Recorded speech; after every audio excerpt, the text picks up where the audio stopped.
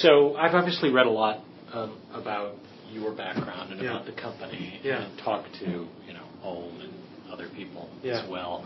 But I want to get sort of in your words just some basic stuff. And I'll try not to take more than about 45 minutes of your time, although we might leave open the possibility of following up with some emails or some other questions.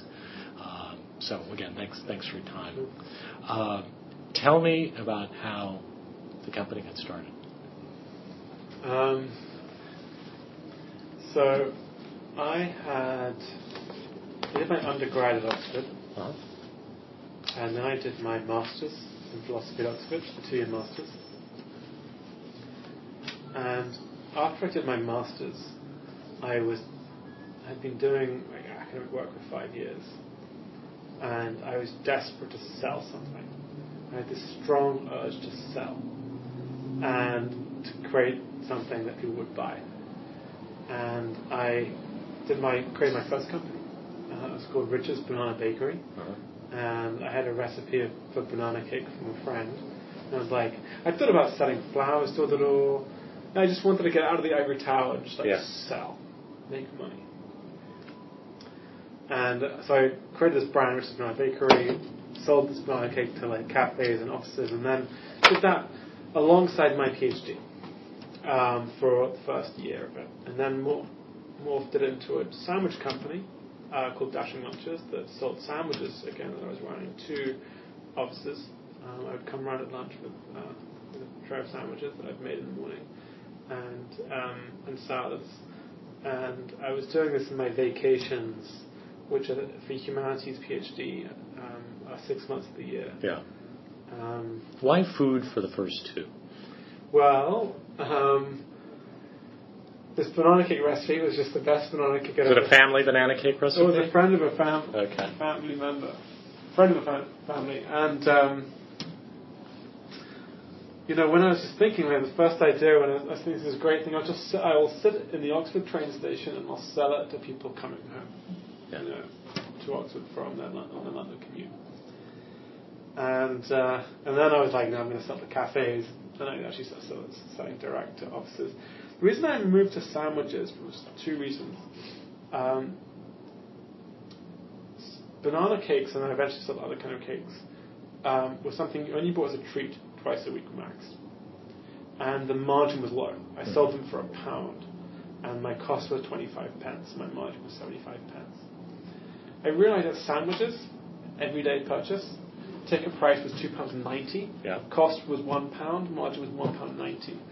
And I could sell ancillary items like a packet of crisps and a can of Coke, where if I sold a sandwich and these 2 other items where there was no labour, they just bought them from the supermarket. Mm-hmm.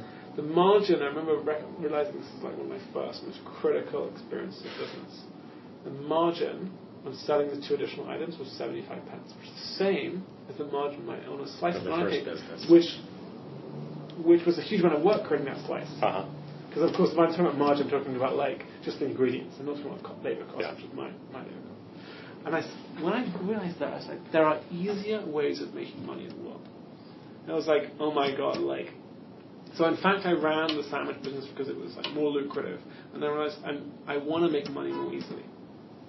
So I started looking at more scalable ways of making money, like the web. And I created still Oxford, a Craigslist-style website for student accommodation at Oxford, meaning that it was all the student properties uploaded to a central website called liveout.co.uk. I went round, I built a team of 3 other co-founders, 4 of us in total, went round to the realtors, said, can you upload your properties to the site? Here's the vision, here's why it's better than the previous method, which was handing over to people. Then I rolled that out to other nearby cities, and there was still an offline component to this job. Namely, I had to go around and convince the realtors one by one. In any new city rollout plan was the offline component. And I wanted a pure scalable play. Mm-hmm. And I'd always had this idea that the student demographic, you know this site hotornot.com? Sure. Okay, I always thought Hot or Not would just work phenomenally well. The problem was that how do you get supply of photos? Yeah. It's really hard to get photo websites. This is August 06, and the Facebook API version launched. And I was like, oh my god, that's it. Here's all the pictures. Yeah. at scale. Built this site called People Radar, originally called Face Radar. Facebook told me to change the name to People Radar. And it was the number one app on Facebook for 9 months. Crazy growth. I got invited out to the launch of the platform, which is like V2, and like Mark Zuckerberg invited me out because like he was a user of the app. Yeah. Sean Parker was a user of the app. So I've been chasing these business ideas, right, and learning each time about scalability and ease of making money and growth. And I had this one. It was growing like crazy. Facebook had 40 million users at the time. This had like 1 million pages a day, and at its peak, it was growing by 10% a day. It was outstanding, incredibly viral, and I was like, this is my ticket. This is the rocket ship. And then I looked at this rocket ship and looked at where I was going. And I had this realization over a period of like days and a couple of weeks that it takes a while, it takes years to build a business. And do I want to be doing something that doesn't make the world a better place? And maybe makes the world a slightly worse place by sort of rating people's looks. Especially, when you consider young people and, sort of sensitivity around that. So what I realized was that I just felt fundamentally empty. I could see it being a success, a financial success, a business success, like we're already making money through ads. But it just wasn't something I wanted to devote. I was still running this, by the way, these all side projects alongside my PhD. And I knew that at the end of the PhD I wanted to do entrepreneurship full time. Launch a company, do it really seriously. And I just thought, I don't want to do People Radar for the next 5 years. I had at the time this problem. I remember talking on the phone with a friend of mine saying, various things were going on in my life, and I was like, I just finished my PhD, I've got to create this personal homepage, which is a thing to do at the time, to get your papers online. You need to upload my papers, right? And I was like, it's a real pain, I've got to learn HTML and FTP files around to get the server set up. And I remember thinking, lots of other people in academics must have this problem if they want to put their papers online. They have to write a homepage from scratch. And I remember some of my friends would cut corners, they would share the HTML. I would send you the HTML for my page so that you could just utilize the design, but you still had the FTP file PDFs to your web space at Oxford. And I was like, I want to make this easy. It should be one click. And on that phone call, when I realized that the problem I had that I was articulating was a problem that other people had, that was the beginning, that was literally I remember very clearly the penny drop. That this is what I wanted to do. This is an idea I had. And so I had this entrepreneurial background. I had found the business that I wanted to do was scalable. It was something meaningful that would make the world better.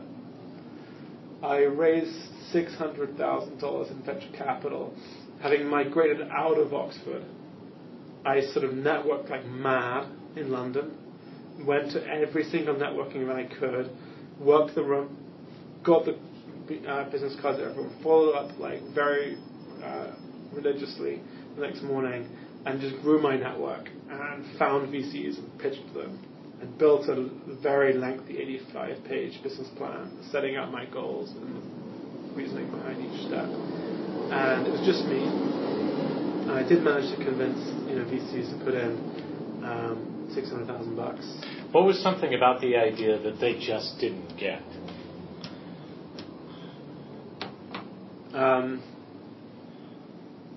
You mean the ones who said no? What was the hardest thing to explain to them? That's a great question. So, this is seed fundraising. First time I ever raised venture capital. Because all the previous companies were just each company funded the next one. Yeah. So this is a serious venture.